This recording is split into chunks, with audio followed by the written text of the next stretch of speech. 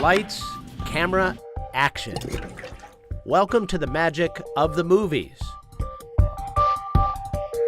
These aren't special effects. These are real images of brine shrimp undergoing what's called a vertical migration. So we have a tank of brine shrimp. They are representative of marine zooplankton such as krill in terms of their size and their swimming mode. With support from the National Science Foundation, engineers John DeBeery and Isabel Houghton want to better understand how vertical migrations of tiny marine animals like krill contribute to ocean mixing. We're very interested in how the ocean works because that's going to determine our future here on Earth. The ocean is the primary sink of our carbon emissions. It provides fish for a lot of coastal communities, really for the entire world. And so we're interested in its health and its future. Scientists have long chalked up ocean mixing to winds and tides, but now it looks like that's not the whole story. Oceans are teeming with shrimp like krill.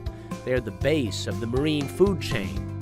Every night, they migrate in giant swarms to the surface to feed.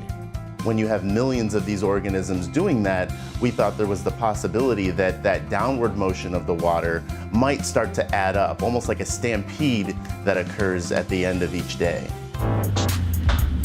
In the lab, they recreate the vertical migrations using sensors and high-speed cameras to follow what happens as the shrimp swim through different concentrations of salt water. We can actually do laboratory experiments with them to really fully understand the fluid dynamics of what's occurring when you have a migration of a swarm through a stratified water column. Brine shrimp are phototactic, meaning they'll swim toward light. That allows us to use light sources such as lasers or LEDs to control their motion. Their experiments show that all that kicking really does contribute to some serious churn in the water.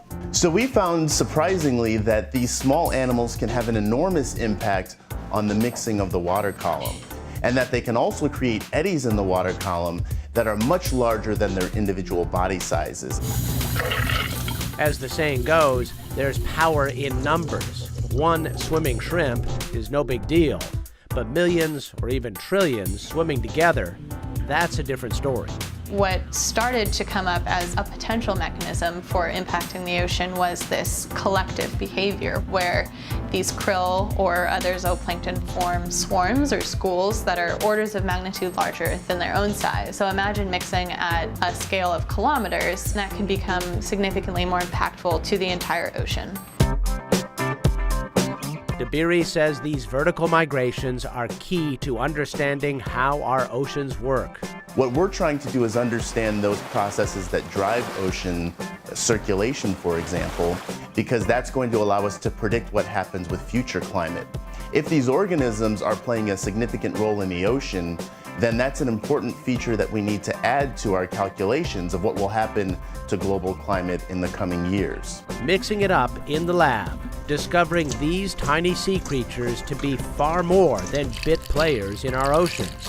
They're more like the stars of the show. For Science Nation, I'm Miles O'Brien.